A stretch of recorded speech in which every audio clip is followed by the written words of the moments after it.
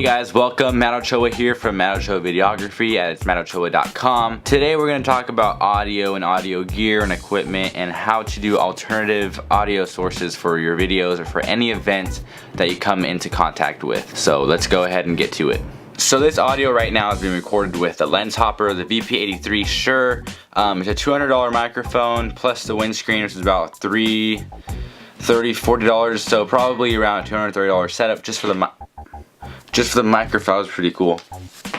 Just for the microphone alone. Now, what this microphone looks like is this little guy up here. It's a really good quality microphone. I like it a lot. It does the job, and it gets basically everything that I need to get done when it comes to this microphone. Now, this audio that you're hearing me talk through is from the Zoom H1. The Zoom H1 is a great recording device. I'm using this for the wedding as well as other things just like this right now. These are the headphones so I can monitor the what I'm actually saying, so it's not too loud and it's not too soft. It's great to connect a lapel microphone to it so that you can have more crisp audio, because this little thing right here isn't really the best when it comes to picking up audio, especially when it's in pockets or stuff. You just put a lapel mic, slip it in the pocket, you're good to go. And now this audio that you're hearing from is coming from my Canon PowerShot EOP H350. This is my first vlogging camera that I used to use back in the day. Served a great purpose. Microphone works really well. I have a wind muff on it to block out all wind and all other noise and stuff like that. This is a little wind muff, if you guys don't know what it is. Very great and useful for anything. Now, this audio that you're hearing is coming straight from a little trick that I used to use. This audio trick that I'm doing right now, it's like a lapel thing with the Zoom H1, but it's not with the Zoom H1, it's actually with my iPhone. The iPhone is recording the audio. And the way the microphone is, I got a pair of Apple earbuds, and what I did was I cut off this side that's useless, and I cut off all the way until where the microphone is at. You cut this off so it's just a microphone. You get a piece of tape, you tape it onto your chest, onto your shirt, wherever you want to do. Get a clip tie if you want to and clip it to your shirt. That might be an easier option, but that's what I'm doing right now for the audio. It's working like a lapel mic. I don't have a lapel mic, but as you can see, it is recording right here. That is another quick and easy tip for audio recording. If you don't have any lapel mics, grab one of these. Literally, I just cut everything that wasn't a microphone of the Apple earbuds, and it worked perfectly fine. With the Zoom H1, it's pretty simple. All you do is basically there's a line input right here, and what you do is, if you're using a lapel mic, it didn't work with this. I tried to use it, it did not work. But what you do with the lapel mic or whatever, you get this guy and you plug it in. You have to have an adapter. You plug into the Zoom, and then you tape it to your subject, whoever it is, and then you just press record. And I always recommend putting it on hold. So there's a little switch and it goes on hold. Once it goes on hold, it won't let you record, it won't let you do anything, it'll say hold. And that just prevents it from any mess ups, any slips, any turning off, upping the input levels, so it doesn't clip or anything, because once it clips, your audio is done. But basically what you got to do with this, you just plug it in like I showed you, plug in the lavalier microphone. I would suggest taping it just so nothing gets unplugged, and then just slip it into the pocket of whoever you're recording, and then upload that to whatever software you're using to edit the video. Now, if you're really desperate and you have absolutely no audio whatsoever, no microphones, no headphones, nothing, no zooms, if you don't have a budget really, and you're just trying to do whatever you can with whatever you have, whatever camera you have, you don't need an external microphone. This is the audio with the onboard microphone. It's stereo, so if I walk over here, you're gonna hear it on that side. If I walk over here, you're gonna hear it on the other side. That's how stereo works. If you don't know what that means, that's what that means. Mono is what the other microphone is. It's one direction. It's a great band. It's capturing whatever's in front of it, not on the sides. So onboard microphones are also a very good thing if you don't have anything else whatsoever. I personally do not like the sound of this onboard microphone, so I switch it to the new one. Now I'm gonna talk to you guys who do have more of a budget than the other ones. This isn't really much more crazy, but this this is a lot more better quality, I would say. For my commentaries on videos that are on my computer, I use the Shure FM57. It's a great cardioid microphone, but I recommend this type of microphone for commentary work or ambience and just for things that you wouldn't shoot directly on. This is what the microphone sounds like with me talking to it right now. This is what the microphone looks like. The Shure FM57. This is what it looks like. It's pretty nice, pretty durable, I would say. And what I'm currently doing right now for the audio to be recorded is just like how I would with the H1.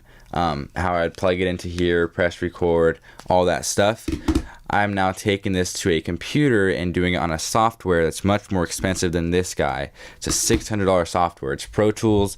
If you're music savvy like me, you know what Pro Tools is. If you're not, if you're just for video, Pro Tools is a very expensive professional grade software for music to edit and to produce.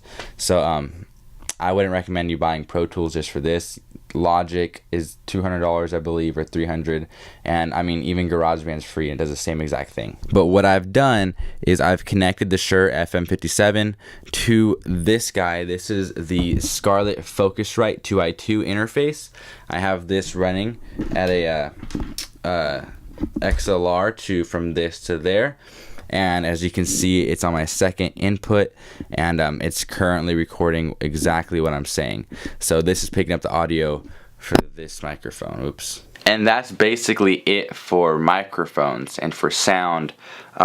Also, if you're shooting a wedding or if you're shooting an event and you want to use the Zoom H1, because I mean it's not likely to bring your laptop with you just to record audio. That's kind of silly. Of course, have a laptop with you just in case you need to export or do anything to free up some memory or whatever. But what I would do is at weddings, I currently don't have a soundboard with me. I do, actually. That was a lie. Okay, so what we have here is a pretty nice, not basic, but a really nice looking soundboard. I got it from a very close friend of mine. But what we are going to do to record audio on a regular soundboard that you'll have like at a wedding or at an event or something like that. Here's the back layout to basically any soundboard you're going to find out there for any wedding, just anything you're going to be doing. This is mainly 1/4 inch cable, so along this whole line here you're going to see nothing but 1/4 inch.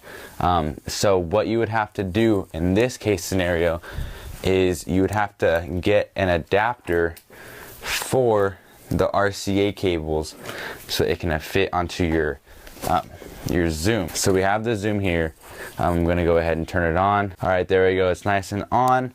What I'm going to do, usually on a basic soundboard at a wedding or any event you'll have, it'll be less complex than this, and you'll just need one cable. So you get this cable and you plug it in straight into the line in plug. So now you have a new input, and it said line. Whenever you plug it in and out, input line. That's what it'll say. And usually you'll have 2 RCA cables on the end of this, and there'll be an RCA cable input adapter for this soundboard so you can take the audio out. It's actually the output, not the input. But for this case scenario, there's no RCA cables anywhere for the output. So what we're going to do is we're going to grab this guy.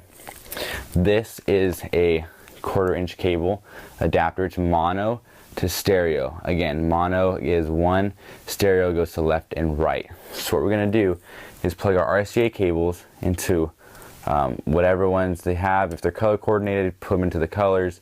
If not, just go ahead and plug them straight in. And then what you're going to do is you're going to find this. And so say the microphone that you're using for the toasts is on insert 1. So insert 1 is way over here. So say that the microphone is in insert 1. So this is the line in and this is the insert. So what you're going to want to do is you're going to want to plug it straight into the line in, because it's coming from the soundboard itself and it's going to be spitting out of line 1. Once you do that, you'll be connected to your Zoom 1 already with this guy, and it'll start recording, and then you can adjust the levels here if the sound guy isn't adjusting it properly, or if you think you need to adjust them more because it's too hot or it's too quiet, you can always use a zoom. But that is how you would record off of a soundboard. Again, it would be from RCA adapter to the Zoom H1. The RCA adapter would normally just go to straight RCAs into the soundboard, but if it doesn't have any RCA inputs, you'll need this 1/4 inch input and plug it straight into line 1 or whatever the microphone is for the toasts. This also works for any PA system that you'll come across. Very, very useful, very good, and I like it a lot. I'm going to use it for the wedding that I'm going to be doing. So yeah, there you have it. Basically, this is the basic audio setup that I'm learning how to do, and that I want to show you guys who are new to audio and to cameras and video, what you can do for audio. You can use your smartphone, you can hold it up straight to your mouth if you prefer that way. Same with the zoom, you can hold the zoom straight right here if you would prefer that way too, or you can do any other method that I have showed you in this video. So that's basically it for audio sake, that I know and that I'm capable of doing so far. There's obviously a ton of other ways you could do this. I don't have the equipment yet for any other way. I don't have lapel mics. I have this Apple rig, little headphone thingy, and it works perfectly fine. So I mean, might as well just use it. Onboard microphones work perfectly fine if you don't have any external microphones. If you can't afford anything, go ahead and use the onboard stuff. But that's basically it for audio. So I hope you guys took something out of it. I hope I didn't waste my breath talking to you guys too much.